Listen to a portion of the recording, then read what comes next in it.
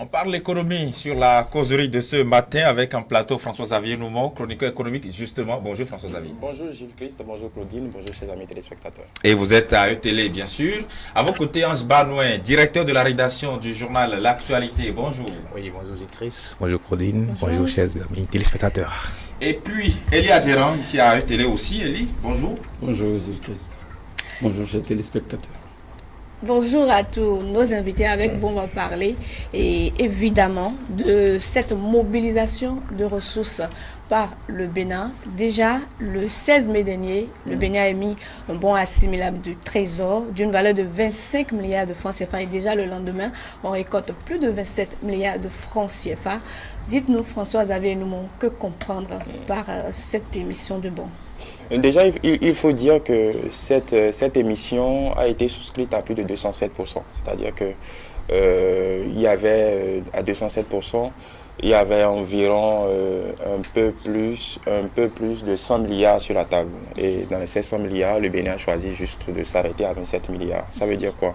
Ça veut dire qu'encore une fois, la crédibilité de la signature du Bénin sur le marché des capitaux, que ce soit le marché disons de l'UEMOA et le marché international, parce qu'on l'a vu précédemment avec l'eurobond, que la crédibilité s'en trouve encore une fois confirmée. On est dans la droite ligne de la stratégie d'endettement du gouvernement sur cette année 2019 et on peut dire également, vous savez, en termes d'émissions, en matière économique, l'économie est d'abord essentiellement politique. Donc il y a un message politique, c'est que le Bénin, malgré tout ce qu'on peut dire, malgré tout ce qu'on a pu vivre ces derniers temps, a encore une grande cote de crédibilité parce que aucun investisseur ne mettra un sou dans un pays qui est politiquement instable.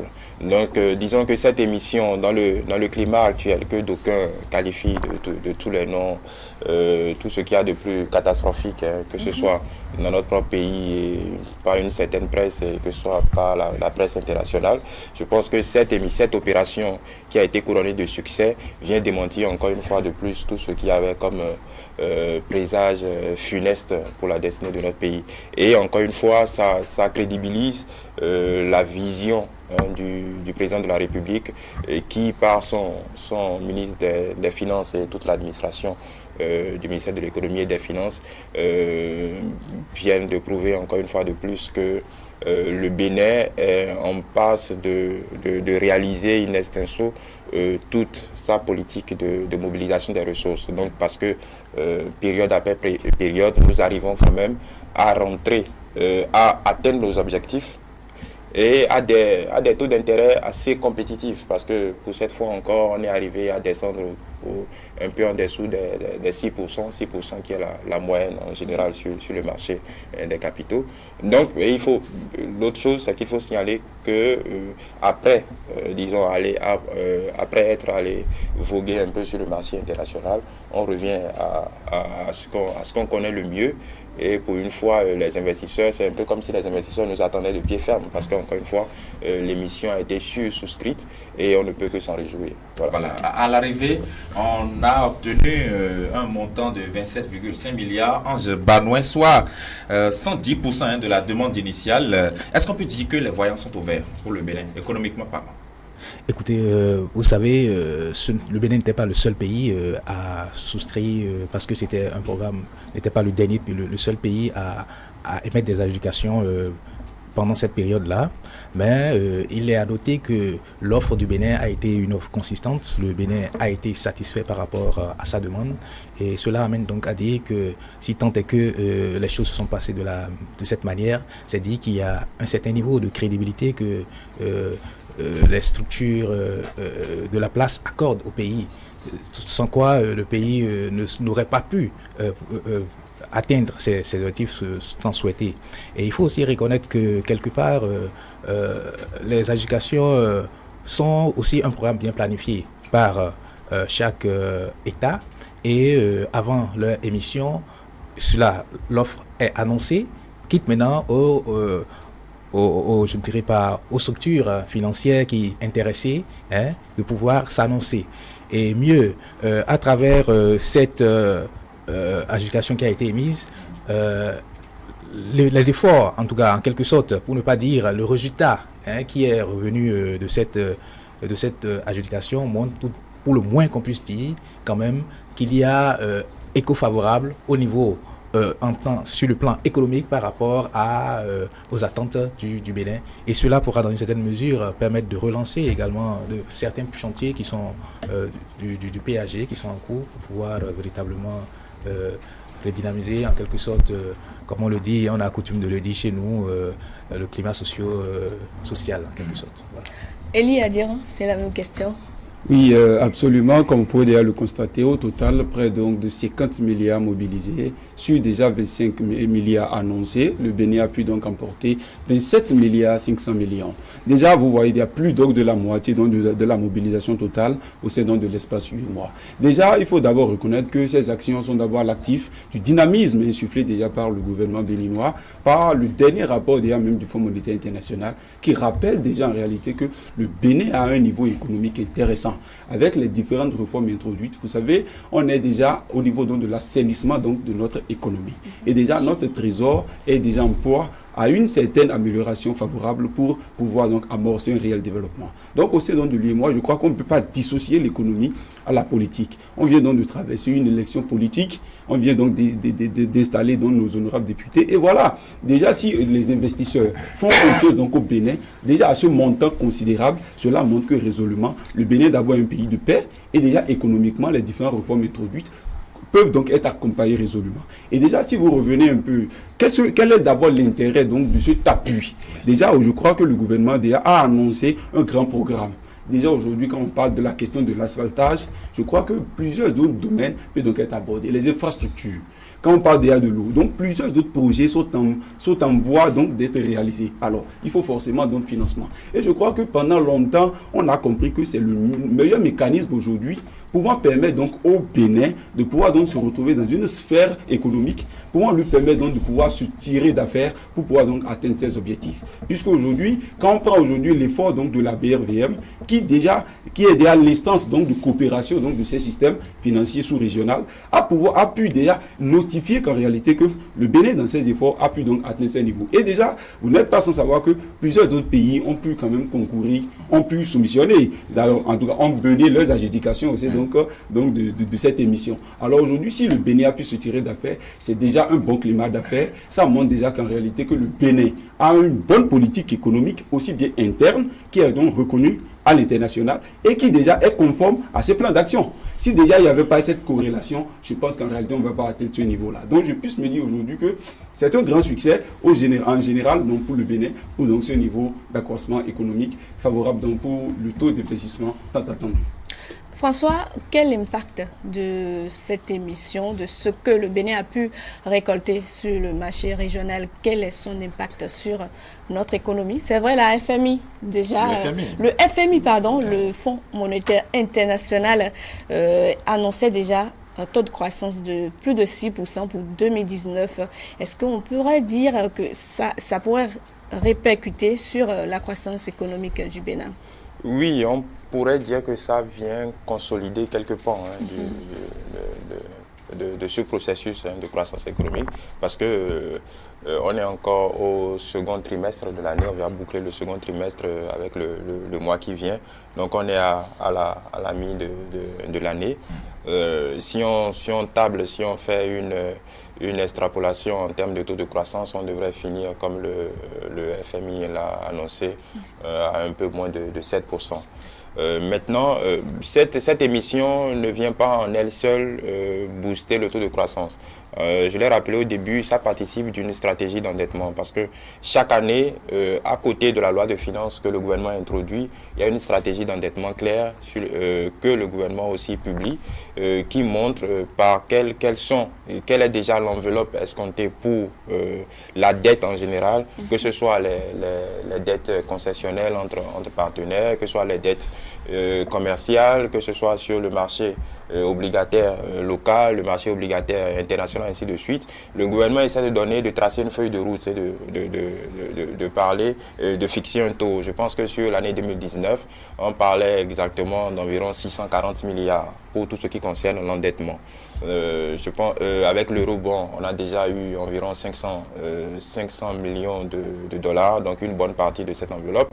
Et tout ce qui sera fait avec cette émission, tout ce qui sera entrepris comme mobilisation de ressources rentre dans ce cadre. Pour pouvoir essayer d'atteindre l'enveloppe escomptée. Maintenant, à quoi sert l'enveloppe escomptée? Déjà, à effacer le taux de déficit, parce qu'il faut dire que depuis 2015, ce gouvernement est arrivé aux affaires avec un taux de déficit d'environ 8%. Donc, ces emprunts, on va dire saisonniers, permettent d'apurer une partie de nos dettes et de pouvoir permettre au système financier déjà local de pouvoir, disons, financer l'économie comme cela se doit. Donc, par effet induit, cette émission pourra permettre à notre gouvernement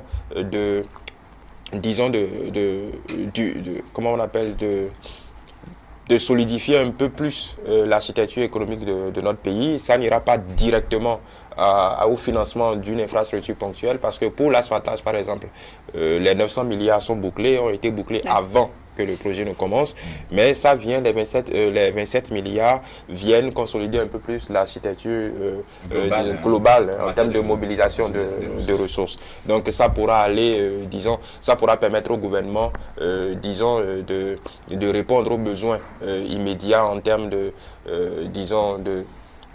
financement on peut dire des infrastructures primaires, donc parce que là on n'est pas dans cet endettement-là ne rentre pas dans le cadre du PAG très très précisément, mais rentre dans le cadre de l'exécution de la loi de finances 2019 aussi simplement que cela. Alors dans cette même logique, en lisant un peu le rapport informatif produit à cet effet, j'ai découvert que c'est une émission qui est motivée par le taux moyen pondéré de 5,06%, pendant que le taux marginal s'élève à 5,35%, et le plus bateau sur la maturité de 6 mois est estimé à 5,36%. Honnêtement, je voudrais vraiment comprendre ce qu'on peut savoir avec ces informations-là. Oui, déjà, il faut comprendre qu'en matière de dette, c'est un peu comme les ménages. Oui. Si vous voulez prêter 100 000 francs, le taux de maturité, c'est 6 mois, c'est la période, la marge qui vous est donnée pour pouvoir rembourser.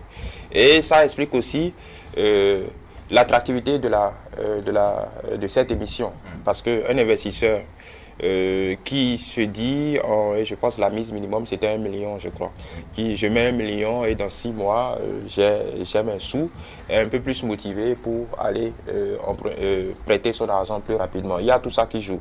Maintenant, les taux, que ce soit, on est généralement sur le marché, on tourne autour de 6%, 6% de taux d'intérêt en général. On est arrivé à faire ça à 5, combien vous avez dit, 5,6%. 5,6%. Ça veut dire que, disons, le taux de maturité joue là-dessus. On aurait souscrit pour un taux de maturité d'une année, le taux d'intérêt s'en trouverait un peu plus augmenté. Puisque l'offre est très alléchante, et puisqu'il y a beaucoup plus de souscriptions, donc de facto, ça agit sur le taux d'intérêt. Puisque simplement, ce que vous offrez est très attractif, c'est la loi du marché. Donc si ce que vous offrez est très attractif, celui qui souscrit n'est pas trop enclin à poser énormément de conditions. Donc c'est ce mécanisme simple qu'il faut comprendre. On aurait dit aux investisseurs, dans 3 mois vous serez remboursé, vous verrez que le taux d'intérêt aussi va chuter un peu plus. Donc on est en termes d'offre et de la demande. Plus les caractéristiques de ce que vous mettez sur la table sont, disons, attrayants et sont intéressants pour les investisseurs, plus vous avez de chances de souscription. C'est comme l'eurobond. L'eurobond du Bénin a été souscrit à près d'1 milliard de dollars. On voulait 500 millions, on a eu 1 milliard de dollars. On n'a pas de pétrole, on n'a rien. Mais les investisseurs ont dû trouver que, voilà, avec l'orthodoxie financière qui est mise en place, avec ce qu'on a comme taux de croissance et caractéristiques macroéconomiques, l'offre est assez attractive pour pouvoir mettre les fonds qu'il faut. Donc voilà, c'est un mécanisme tout simple. Très bien. Ange Banois. Je dirais simplement, comme l'a bien précisé le site monfinancier.com, l'adjudication, c'est un principe régulier des États qui leur permet d'emprunter et de financer les déficits et rembourser les emprunts passés arrivant à échéance. Donc, c'est un mécanisme qui est établi dans le fonctionnement des États en termes de mécanismes pour pouvoir rembourser les déficits ou bien les créances qui ont été passées préalablement. Et ici, c'est sur une échéance pratiquement de 6 mois. Et quand on observe un peu l'adjudication qui a été émise le 16 et récoltée le 17 mai dernier, on se rend compte en réalité qu'avec les chiffres qui sont donnés par rapport au taux, ce que le Bénin, au lieu le Bénin n'a pas été, les offres n'ont pas été soumises, les offres ont été soumises, mais plutôt les partenaires, les structures qui ont contribué à cette offre-là, ne sont pas allés, n'ont pas été trop, n'ont pas lésiné avant de financer. C'est dit quoi? C'est dit qu'il y a tout un national qui les met en confiance pour leur faire comprendre qu'ils ne risquent pas grand-chose en achetant, par exemple, en prenant ces offres-là, en achetant les crédits de l'État du Bénin. Ce qui pourrait ne pas se réaliser lorsque, par exemple, ces États-là vont se rendre compte, peut-être que ces structures financières-là vont se rendre compte que il y a peut-être quelques indicateurs qui ne leur permettent pas de pouvoir faire confiance à ce pays. Et vous vous rappelez, comme cela a été si bien dit, il y a certains passages, comme celui, par exemple, du FMI et de la BAD, qui ont montré que le niveau économique du pays est assez confiant et concluant pour pouvoir rassurer, en quelque sorte, les partenaires. Et c'est un peu, en quelque sorte, l'effet induit aussi de ces, je ne dirais pas, de ces visites techniques de ces partenaires, de ceux qui essaient en quelque sorte de suivre un peu la marche en termes de gestion financière du pays, qui dans une certaine mesure, qu'on ne le sent pas. On se demande ici, chez nous, on se demande est-ce que ça a des impacts sur le panier de la ménagère. Mais en réalité, c'est la question finale. Hein. Oui, c'est la question. Oui, au fait, les gens, c'est un peu, au fait, aujourd'hui, si on se rend compte de quel a été l'attrait de cette adjudication par rapport aux structures qui ont souscrit, c'est que ces derniers-là ont vu qu'au regard des indicateurs donnés par les structures bancaires au niveau international, les indicateurs sont en réalité prometteurs pour permettre au Bénin de pouvoir contracter jusqu'à un certain niveau donné et aussi de pouvoir assumer ses engagements. Et sans quoi, vous aurez pu constater que les taux qui auraient été appliqués seraient soit bien hauts ou carrément auraient dû être le taux marginal le plus, comment on dit, compresserie. Vous avez vu que le Bénin, au lieu de 5, je pense, à 30 et quelques, oui, on est arrivé à 5,07, je pense, de 0,6%. Voilà. Oui. Donc vous voyez, cela aurait été autre chose. On aurait eu peut-être au niveau avec les partenaires d'autres indicateurs qui auraient peut-être dit que le pays à voir tel qu'il sera, qu'il faudrait revoir, réduire le taux d'endettement, réduire ceci, que les partenaires seraient réticents à souscrire. Et là, on aurait aussi également d'autres problèmes parce que les crédits les emprunts qui étaient là avaient également une échéance et il fallait les rembourser. Donc, en contractant, comme cela se fait dans le mécanisme, dans le jargon comment on dit, sur le plan financier international, de la même manière pour pouvoir rembourser maintenant les déficits qui étaient arrivés à échéance. D'accord. Voilà. Elie Adiran, avant cela, on avait su que le ministère des Finances a dû effectuer un reprofilage de la dette intérieure. Avec la politique d'assainissement des finances du Bénin, est-ce que ce n'est pas le moment de saluer tout ce que le gouvernement fait dans ce sens? Oui, effectivement, comme je le disais à l'entame, il faut aussi rappeler quelque chose, puisque d'abord en économie, il y a d'abord une croisée. Derrière, c'est un système de couplage. Parce qu'au fait, lorsque déjà nous sommes à un système de déficit considérable et on ne développe en réalité certains pôles économiques pouvant permettre donc de pouvoir impacter le niveau tant demandé, ça voudrait dire que ça ne va pas être intéressant. À quel niveau se situe le problème? C'est qu'au départ, il faut reconnaître que d'abord le gouvernement béninois est venu à un moment où on a dit que le déficit financier est déjà très bas. Il fallait quand même d'abord asseoir une nouvelle politique économique pour essayer donc de corriger ces imperfections. Au nombre donc de ces actions, je crois que ce système d'adjudication en réalité vient permettre en réalité de pouvoir investir pour réduire déjà le taux d'endettement du Bénin vis-à-vis donc de l'extérieur pour pouvoir permettre à ce que les nouvelles mobilisations du financement effectuées puissent donc participer au financement donc des activités. Parce qu'il y a plusieurs projets qui sont donc en vue.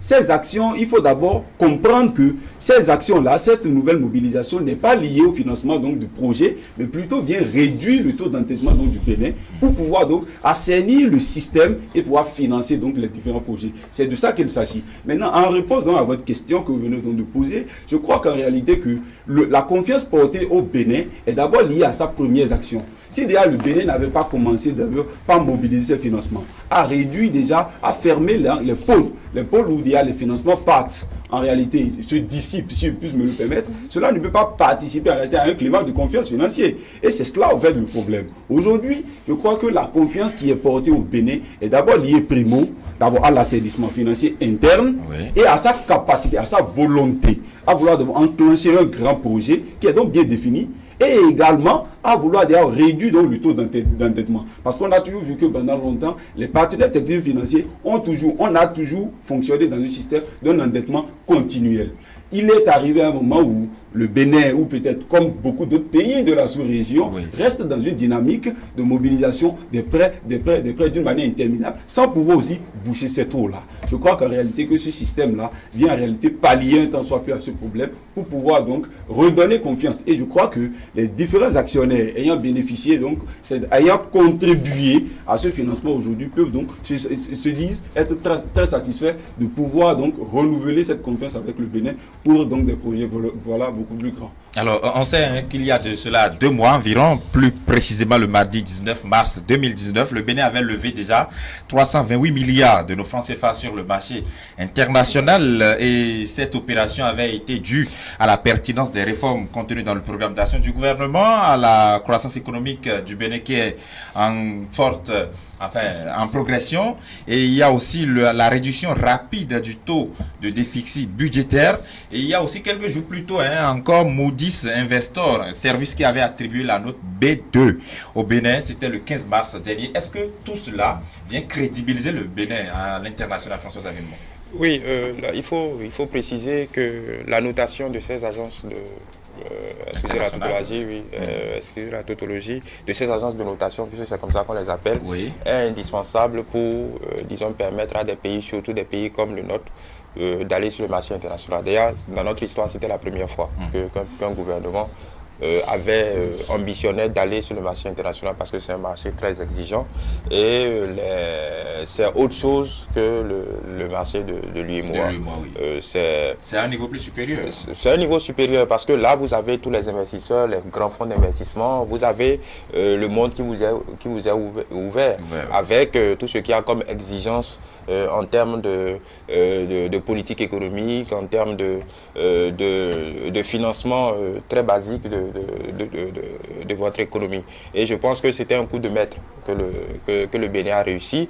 C'est vrai que il y a toujours des appréhensions quand un pays, surtout un pays comme le nôtre, qui n'est pas habitué à aller sur le marché international, qui n'a pas de ressources, disons, minières ou pétrolières, il est toujours risqué parce que les autres, avec tout ce qu'on a comme, si on regarde un peu ces 20-30 dernières années, les pays africains qui ont eu le plus de succès sur ce marché sont ceux qui ont du pétrole, ainsi de suite, parce que l'investisseur sait très simplement, tu vois, c'est un calcul très simple, comme ce qu'on fait tous les jours. Celui qui vous prête de l'argent sait très simplement que si ça ne marche pas, il pourra venir prendre votre voiture ou votre veste. C'est aussi simple que ça. Et c'est le même calcul que beaucoup font. Si un pays pétrolier comme le Nigeria va sur le marché international, volontiers, on lui prête de l'argent. Parce qu'on sait que si ça ne marche pas, on viendra saisir le pétrole ou autre chose, et ça se fait régulièrement. Alors, donc un pays comme le nôtre qui n'a pas ses ressources propres, a priori ne devait pas avoir le succès qu'on a eu. Donc la notation dont vous avez parlé, disons, venait refléter quelque peu le sérieux mis dans l'assainissement du milieu financier béninois. Il a parlé de dispersion des ressources. Je pense qu'aujourd'hui, même que ce soit ceux qui sont au gouvernement, l'opposition, tous les observateurs, tout le monde est unanime que le résultat, un résultat tangible de l'administration Talon, c'est quand même une orthodoxie financière retrouvée, une rigueur dans la gestion des régies financières, des soupapes, des verrous de sécurité qui permettent aujourd'hui que l'administration se tienne en bon ordre et qui permettent au Bénin de pouvoir disposer une bonne fois pour toutes de ces ressources et de pouvoir ordonnancer la dépense de ces ressources-là de façon responsable. Donc il y a une traçabilité dans ce que ce gouvernement fait. Maintenant, il faut dire aussi que le programme d'action du gouvernement est assez ambitieux. Cette appréciation est ambivalente parce qu'il y a d'autres agences de notation qui, dans le même temps, ont apprécié l'ambition du gouvernement et cette ambition a été récompensée par le succès de ce terreau-bon, mais il y a eu aussi des feux oranges. Essayez de faire attention de ce côté-ci parce que mobiliser 9 000 milliards, ça paraît assez ambitieux pour certains observateurs. Mais dans le même temps, le succès de cette émission sur le marché international vient simplement attester que malgré ces petites craintes, ces agences de notation pensent que le Bénin peut tenir le pari. Et ces investisseurs pensent que le Bénin peut tenir le pari parce que dans ces investisseurs, on a les grandes banques internationales, on a les grands fonds d'investissement, on a tout ce qu'il y a comme structure financière on va utiliser un terme footballistique qui joue en Champions League. Là, aujourd'hui, on est peut-être dans l'UEMOA, on est en championnat Ligue 1 Vitalor, mais sur le marché international, c'est quand même autre chose. D'accord. Oui, c'est juste pour dire que par rapport à ce qu'il vient de dire, c'est assez important pour des pays comme les nôtres d'avoir des référentiels sur le plan international en ce qui concerne la gouvernance économique. Et vous rappelez qu'en 2017 et en 2018, on a eu Standard & Poor's, qui est l'agence de notation également, qui a accordé la note B+, je pense, au Bénin. Et cette dernière notation également se rajoute à cela. Et on n'avait pas su comprendre en 2018, le chef de l'État, au cours d'une rencontre, d'un sommet, où il a déploré le fait que les pays comme les nôtres, où la stabilité économique, la stabilité sociale et politique est pour le moins qu'on puisse dire à un beau-fils, que les pays de l'OCDE nous traitent comme des pays comme l'Afghanistan et consorts en termes d'emprunt. Et que nos pays étaient, étaient véritablement... les taux étaient véritablement élevés, alors qu'on n'était pas des pays qui avaient ces caractéristiques-là. Donc, c'est dit que, en quelque sorte, le fait que le pays soit accompagné soit suivi par des structures qui ont une certaine renommée, cela allège aussi, ça donne un peu plus de crédit au plan international pour pouvoir mobiliser, pour faire la mobilisation, ce qui, dans une certaine mesure, va rejaillir sur les programmes qui sont en vue pour leur mise en œuvre. Parce que, si tant est qu'on arrive à combler les emprunts qui sont là, certainement qu'on pourra également faire d'autres emprunts pour pouvoir réaliser également d'autres projets qui seront à l'actif non seulement du gouvernement, mais aussi au bénéfice des populations. Très bien. Voilà. Eh bien, on sait, Elie Adiran, que sur le marché économique, rien ne se fait au hasard. Et déjà, on peut se réjouir de ce que le Bénin surclasse le Mali, le Burkina Faso et la Côte d'Ivoire se hissent donc au premier rang quand il s'agit de parler de la production cotonnière. En 2018-2019, on parle de 700 000 coton-graines, tonnes de coton-graines pour le Bénin qui prend ainsi la tête des pays de l'Afrique de l'Ouest. Oui, il faut reconnaître que moi aussi, jeune que j'étais, pour identifier mon Bénin, on disait c'est le pays de l'or blanc. Parce que le Bénin était connu de par la production du coton qui déjà avait pu se démarquer. Nous n'avons pas du pétrole comme la Libye, nous ne sommes pas comme le Nigeria. Ce qu'on avait de meilleur avant, c'était en réalité le coton.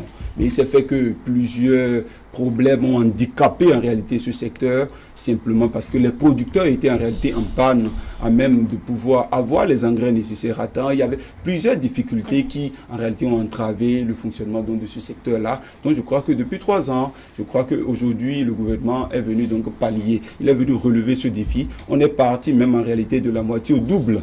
On est parti de 350 000 tonnes à 700 000 tonnes. Je crois que c'est vraiment considérable, cela va impacter en réalité notre économie. C'est cela en réalité l'intérêt. L'effet induit donc en réalité de nos activités qu'on est en train d'analyser tout à l'heure participe aussi en réalité du grand niveau donc de production qu'on aura aujourd'hui. Parce que vous n'êtes pas sans savoir qu'aujourd'hui les producteurs ont en réalité le financement atteint. Quand ils font une certaine production à un certain taux, très rapidement, on arrive donc à leur disposer donc du financement. L'engrais vient déjà à temps. Je crois maintenant la prochaine campagne, la campagne qui est déjà en cours, ils ont déjà tout envoyé déjà en réalité. Donc je crois qu'aujourd'hui beaucoup d'actions ont été donc menées dans ce sens qui pourraient aujourd'hui justifier le résultat que nous avons obtenu. Premier, dans la sous-région, je crois que c'est vraiment satisfaisant, mais on ne doit pas se limiter là. Il faut quand même booster pour aller en réalité, pourquoi même à 1000 tonnes, si on puisse le permettre, on peut aller à 1000 tonnes. Ce n'est pas impossible. On est à 700 000 tonnes. Si, à 700 000 tonnes. Vous parlez de 1 million. Donc aujourd'hui, qu'en fait, je me dis qu'on peut même aller et plus, parce que déjà, la politique est là. Et les producteurs sont très motivés. À les entendre, ils disent déjà, ils sont même payés avant même le démarrage même de la production. Donc du coup, si les gens sont motivés, qu'est-ce que vous attendez pour que les gens ne puissent travailler? Donc je crois qu'en réalité, c'est une grande félicitation que nous allons donner au gouvernement. Et déjà, on doit quand même redoubler d'ardeur et améliorer. Outre que ça, je crois aussi que la voie d'accès, parce qu'au fait, il faut aussi noter que par le passé, il y a la question de la pluie. Les gens enlèvent le coton, mais il n'y a pas la voie d'accès pour aller donc chercher les cotons dans les champs. C'est également un problème. Aujourd'hui, tout est assaini. Quand on parle d'audit, le développement de la route passe par la route du développement. Aujourd'hui, je crois que toutes les voies d'accès sont déjà tracées et déjà, il y a déjà des canaux de joint et de jonction entre les champs et déjà les autoroutes. Et il faut donc pouvoir applaudir cet effort-là. Mieux, aujourd'hui, lorsqu'on parle également donc de ces productions-là, il y a aussi la qualité donc des intrants nécessaires qui pourront participer. Il y a la question de la diversification agricole. Tout est donc amélioré. Et je crois que le ministère de l'Agriculture et de l'Élevage s'y attelle aisément. Et je crois que c'est vraiment un grand effort. Il faut saluer cet effort-là. Et que davantage, nous puissions même ambitionner et chercher à passer donc à l'étape de la transformation, parce que c'est le coton brut que nous produisons ici, que nous vendons à l'international. Aujourd'hui, c'est ce que nous avons comme richesse particulière aujourd'hui au Bénin, et il était quand même indispensable qu'au-delà même de cet aspect-là, nous puissions nous investir et savoir également le niveau de... Parce qu'on vient de le dire tout à l'heure, plus déjà la demande est grande, plus l'offre également est là. Parce qu'il y a quand même cette réciprocité-là. Si on arrive à un taux beaucoup plus considérable, ça veut dire que la fixation donc du taux du kilogramme va également baisser au regard donc de cette imposition qu'on aura sur le marché international. Donc je crois qu'en réalité que c'est également un des niveaux qu'il faut donc apprécier et c'est bien un niveau, voilà. François, le Bénin, premier producteur de coton en Afrique de l'Ouest, ça fait du bien économiquement au pays? Oui, je m'excuse, je voulais revenir juste un instant sur 30 secondes, 30 secondes sur l'autre sujet. Il faut dire, je voulais préciser que les notations des agences internationales servent avant tout pour des émissions. Quand une agence internationale... Ça crédibilise en réalité le... En fait, ça prépare. Ça prépare. Au-delà de ça, ça n'a aucun intérêt. C'était pour dire qu'en 2018, le Bénin se préparait déjà à aller sur le marché international. C'était pour ça le Bénin avait sollicité, parce qu'on sollicite parfois, que les agences de notation puissent évaluer nos chances, ainsi de suite. Donc ça a été reporté parce que simplement, sur certaines conditions n'étaient pas encore remplies, chose qui a été faite cette année avec succès. Ça, c'est pour le volet financier. Maintenant, pour le coton, je pense que moi, c'est une performance qui ne me surprend pas, puisque le chef de l'État avait annoncé les couleurs, et on va dire, qui de mieux que lui pour réussir ce pari, simplement parce que c'est son dada, c'est son domaine, c'est son activité. Il ne s'en cache pas, c'est un expert du domaine. Et il avait annoncé les couleurs. Et si vous voyez la progression des saisons, des productions année après année, on est dans une progression constante du taux de récolte. Il faut dire que l'objectif au début en amont de la saison passée, c'était d'augmenter les surfaces emblavées. Je pense que ça a été fait. De mieux assurer la logistique, ça a aussi été fait, les intrants à temps. Je pense que ce pari des intrants à temps des paysans qui sont payés dès que le coton est livré automatiquement, je pense que cette question a été réglée depuis 2016-2015. Je pense que le pari en ce moment, depuis l'année passée, c'était d'augmenter, le ministre l'avait dit plusieurs fois, c'était d'augmenter les surfaces emblavées. Et donc aujourd'hui, je pense qu'on est toujours et d'augmenter le rendement à l'hectare. Et ça, c'est concomitamment, ça va avec la qualité des intrants. Pour le rendement à l'hectare, c'est très précisément la qualité des intrants qui est en jeu. Et je pense qu'on est en train de gagner, je n'ai plus les chiffres en tête, mais je pense que le rendement à l'hectare s'est un peu amélioré, pas au niveau escompté, mais c'est un peu amélioré. Par contre, les surfaces emblavées sont en nette augmentation. Et quand on prend les chiffres de l'agence américaine qui s'occupe qui évalue un peu, qui donne les statistiques au niveau mondial en termes de production on va dire du coton, du maïs, ainsi de suite. Le Bénin devrait finir en 2020-2021 à un peu plus d'1 million de tonnes, si on fait une corrélation des chiffres des données actuelles. Mais il faut dire que le classement de cette année, sans vouloir jouer petit bras, a été, notre première place aussi a été favorisée par la chute drastique et brutale du Burkina Faso, qui a eu sa production. Une baisse de 30% de production. Un peu plus, parce qu'il y a encore 2 ans, le Burkina culminait à un peu plus de 800 000 tonnes quand même. Donc il y a une baisse drastique à cause de l'instabilité chronique qu'il y a au Burkina et de quelques retournements climatiques. Mais nous sommes dans une bonne tendance. Je pense que l'année passée, les surfaces emblavées iront en s'accroissant. Donc il va de soi qu'avec l'architecture mise en place, que cette eau-là soit que pour la récolte prochaine, qu'on soit au-delà de 800 000 tonnes, et ainsi de suite. Mais comme il a dit, le prochain challenge, c'est de gagner le pari de la transformation. Parce que c'est au-delà de tout, c'est ce qui crée plus d'emplois, c'est ce qui permet aux uns et aux autres, à part les paysans, à part ceux qui sont directement impliqués dans ce commerce du coton, qui permet aux populations de toucher du doigt la réalité de ces performances que nous annonçons tous les matins. Mais encore une fois, le pari est gagné. Le pari est gagné, mais je reste convaincu que tous les acteurs de la filière se sont déjà fixés d'autres défis pour de plus grandes victoires. Hans Banois, sur le plan du coton, le Bénin qui est devant le Mali, le Burkina Faso et la Côte d'Ivoire, des nations pas des moindres du point de vue production du coton. Le contraire aurait étonné. Demandez-moi pourquoi. Pourquoi dites-nous. Le chef de l'État, précisément homme d'affaires, est connu comme étant le roi du coton. Et aujourd'hui, c'est lui qui est à la manette, comme on a coutume de le dire, même si officiellement, ce n'est pas lui qui est... il n'est plus acteur direct, mais quand même, il est à un niveau décisionnel par rapport au coton. Et aujourd'hui, ces résultats ne sont que le fruit de ce qui a été mis en place, de tous ces mécanismes qui ont été mis en place dès l'arrivée de ces régimes, en remettant en confiance le secteur aux professionnels. Comme une agence notamment, l'AIC, l'Association interprofessionnelle du coton. Et aujourd'hui, si le Bénin surclasse le Mali, qui était en tête de peloton avec 660 000 tonnes, avec une production de 700 000 tonnes, c'est dit qu'il y a beaucoup d'efforts qui ont été faits, des efforts qui ont été réalisés non seulement au niveau de la production à l'hectare, sinon du rendement à l'hectare. En 2017, la production était aux environs de 877 kg à l'hectare.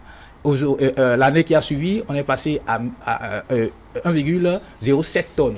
Et l'année qui a suivi, l'année dernière, c'était à 1,17 tonnes à l'hectare. Aujourd'hui, avec ces chiffres qui sont en train d'être annoncés, certainement qu'on serait déjà peut-être près de 1,5 tonnes, quelque chose du genre.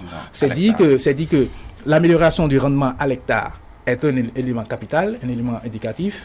Et mieux, il y a aussi l'assainissement en termes du mécanisme de tout l'arsenal où comme on dit, les responsables des usines ne sont plus aujourd'hui acculés à avoir des dettes à éponger. Les transporteurs n'attendent plus d'autres saisons avant de pouvoir, campagne cotonnière avant de pouvoir rentrer en possession. Donc, cela huile un peu le système et donne beaucoup plus de l'engouement aux acteurs pour pouvoir véritablement donner le meilleur d'eux-mêmes. Et ce n'est que le résultat de cela. Et l'expert Gérald Estur sur RFI a bien indiqué que depuis ces 3 dernières années, l'arrivée aux affaires du chef de l'État a été un élément indicateur qui a boosté la production cotonnière, et c'est dit que c'est fort probable que d'ici à là, que le Bénin soit encore mieux au devant de la scène, parce que qu'on le veuille ou pas, le coton fait partie aujourd'hui de l'une des filières sur lesquelles le gouvernement a véritablement, je ne dirais pas, mais une certaine priorité, même si le secteur est aujourd'hui départi du giron de l'État et s'est confié aux acteurs, aux principaux acteurs. Toujours est-il que le gouvernement a quand même un œil, en tout cas attentif sur ce secteur, parce que n'oubliez pas que c'est un produit de rente et son rendement contribue forcément au PIB du pays. D'accord. Donc voilà. Merci. Juste ajouter que, comme pour confirmer ce qu'il a dit, le coton c'est simplement la première recette d'exportation de notre pays. Donc c'est quelque chose d'incontournable. Donc plus, on va dire, ça paraît réducteur, mais plus le coton va, et plus le Bénin va bien. Merci à vous, François-Xavier Noumon, Ange Banouin et Elia Djeran pour la causerie de ce matin. On a parlé typiquement économie avec les efforts du Bénin sur le marché de l'UEMOA et puis en matière de production du coton.